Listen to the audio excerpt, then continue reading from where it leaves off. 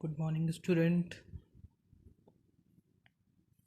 आज का जो टॉपिक है वो है cash flow from investing activity. कल हमने cash flow from operating activity तक, लास्ट वीडियो तक हमने कंप्लीट कर लिया था। आज है cash flow from investing activity. तो आज हम ये देखेंगे कि cash flow from investing activity आप किस तरह कैलकुलेट करते हैं। Cash flow from investing activity को कैलकुलेट करने के लिए सिर्फ कुछ बातों का ध्यान रखना होगा आपको। एक छोटा सा फॉर्मेट होता है इसके लिए। जैसे कि हमने ऑपरेटिंग एक्टिविटी में अपना नेट प्रॉफिट और नॉन ऑपरेटिंग एक्सपेंस या नॉन ऑपरेटिंग इनकम ये सब चीज़ें ऐड बैक करी थी, हम कुछ माइनस करे थे। इसमें सिर्फ दो ही चीज़ें माइनस करनी होती है इन्वेस्टिंग एक्टिविटी में, जो होती है हमारे पास सेल और परचेज। आपको सिर्फ ये ध्यान रखना है कि जो भी हमने बिजनेस में एसेट सेल किया तो वो ऐड होता है, और जो भी हमने एसेट बिजनेस में परचेज किया उसको माइनस करेंगे। इन्वेस्टिंग का मतलब ही यहाँ पे ये बनता है कि आपने अपने बिजनेस में पैसा कितना इन्वेस्ट किया है, उस एक्टिविटी का एक स्टेटमेंट बनाना, उसको इन्वेस्टिंग एक्टिविटी बोलते हैं। तो हमारे पास पहले एक क्वेश्चन है, उस क्वेश्चन से हम इस टॉपिक को समझने में मदद करेंगे। Cash flow from investing activity, आपको इन्वेस्टमेंट दे रखी है, जो दे रखी है 1 अप्रैल 2014 की और 1 अप्रैल 2015 की।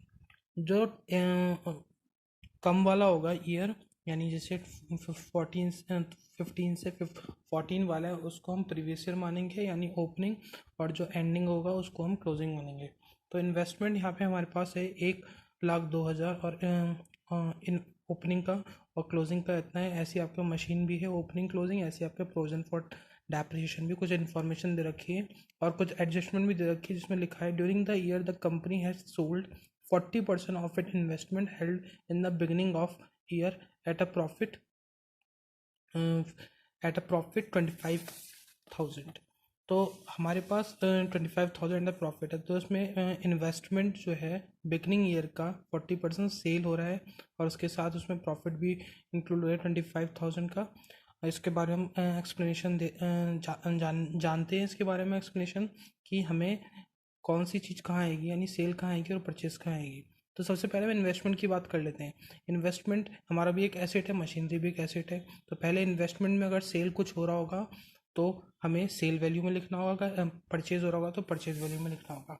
अगर हमें ये समझ में नहीं आता कि इसकी सेल वैल्यू क्या है और परचेज वैल्यू क्या है, तो इसका सबसे बेटर तरीका है कि हम उसका अकाउंट बना लें।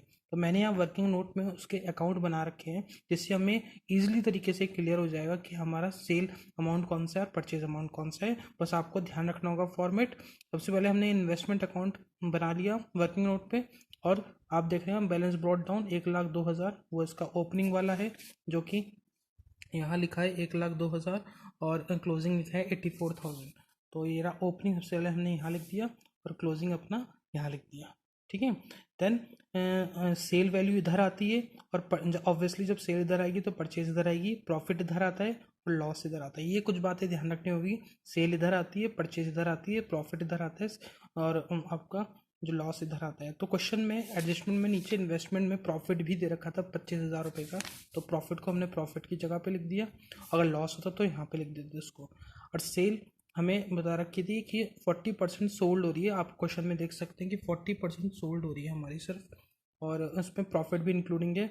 तो हमने उसके ओपनिंग का 40% निकाल दिया, यानी कि जो 1,02,000 है, 1,02,000 का हमने 40% निकाल देंगे तो हमारे पास उसका वैल्यू आ जाएगी। और जो भी वैल्यू आएगी हमारे पास उसमें आप 25 ऐड कर दीजिए, 25,000 उसमें ऐड कर दीजिए। जो भी वैल्यू आएगी हमारे पास 1,02,000 की वैल्यू ऑलमोस्ट समथिंग हो जाएगी 65 में से। मैंने यहाँ पे कैलकुलेट कर रखा है, आप उसमें देखिए टोटल अमाउंट आ रही है हमारी 65,800, यानी कि जो भी हमारी वैल्यू आएगी 40% और प्लस 25, तो उनको जोड़ के 65,800 आपका जो है अमाउंट आ रहा है, वो हमारी सेल वैल्यू है।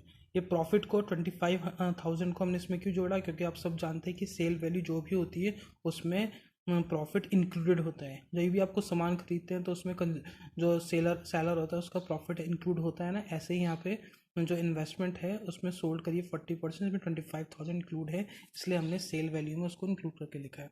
नेक्स्ट है हमारे पास मशीन की कॉस्टिंग इतनी है।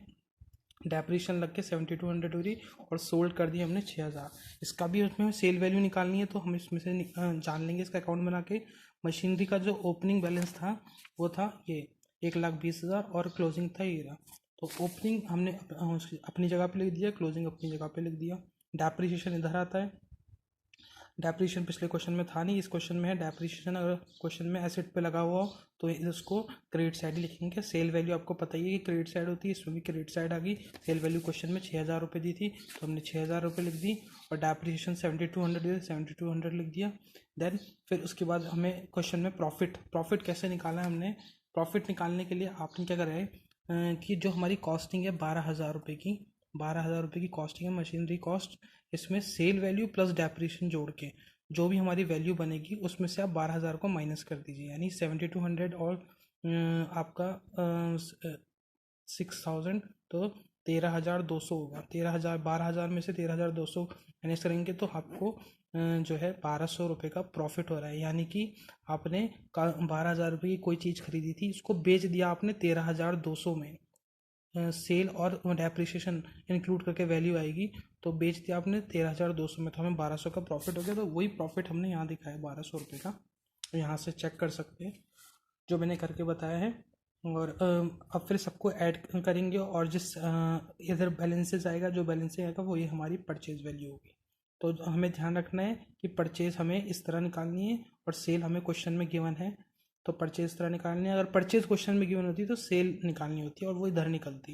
ध्यान रखना, परचेज इधर निकलती है और सेल इधर निकलती है। ऐसे इस क्वेश्चन में भी हमने इन्वेस्टमेंट में भी हमने परचेज इधर निकाली है, जो बैलेंस शीट फिगर है सबको ऐड करा, इधर वाले को माइनस करा। जो कम साइड आती है, जो बैलेंस शीट पर जिस साइड भी आएगा वो आपकी परचेज होगी। इसी साइड आएगा हमेशा परचेज वैल्यू, क्योंकि हमें परचेज निकालनी थी। यहाँ पे सेल तो ऑलरेडी दिया हुआ था, अगर यहाँ परचेज दिया होता तो हमें सेल निकालनी होती। तो जब ये सेल और परचेज इस क्वेश्चन में निकल जाते हैं तो क्वेश्चन बहुत ईजी बन जाता है। जैसे कि हमने सेल 65,800 थी इसकी इन्वेस्टमेंट की, तो अपनी जगह लिख दी 65,800। मशीन की सेल थी हमारी 6,000 तो अपनी जगह लिख दी 6,000। परचेज थी इन्वेस्टमेंट की इतनी 22,800 तो यहाँ 22,800 लिख दिए। एंड मशीनरी की परचेज थी 18,000 तो यहाँ पे 18,000 लिख दिया हमने इसको। एंड आपको पता है परचेज वाले हमें माइनस करने थे, सेल वाले ऐड करने थे। सेल में से परचेज माइनस करा, जो आपका आंसर आएगा वही आपकी इन्वेस्टिंग एक्टिविटी होगी। तो इस क्वेश्चन को हमें ध्यान से देखना है। इसमें सिर्फ सेल वैल्यू और सेल को परचेज से ही माइनस करना है, सिर्फ इतना ही है। बट वो सेल वैल्यू और परचेज वैल्यू कैसे आती है वो आपको इस क्वेश्चन में देखना होगा। तो उसका एक क्वेश्चन था, मैंने आपको इस क्वेश्चन से बताया कि इन्वेस्टिंग एक्टिविटी किस तरह हम कैलकुलेट करते हैं। तो जब हम कैश फ्लो का पूरा क्वेश्चन करेंगे, ज़रूरी नहीं क्वेश्चन इतना लंबा हो इन्वेस्टिंग एक्टिविटी का, उसमें आपको सेल भी निकालनी पड़े, परचेज भी निकालनी पड़े। हो सकता है कि आपको क्वेश्चन में सेल और परचेज ऑलरेडी गिवन हो, बस आपको प्लस और माइनस करना हो। तो ये इन्वेस्टिंग एक्टिविटी को समझने के लिए एक क्वेश्चन था। इस क्वेश्चन को आप दोबारा एक बार देखेंगे, देन फिर आपको और अच्छे से समझ में आएगा। इसके बाद भी अगर कोई प्रॉब्लम हो तो हम उससे डिस्कस करें। ओके।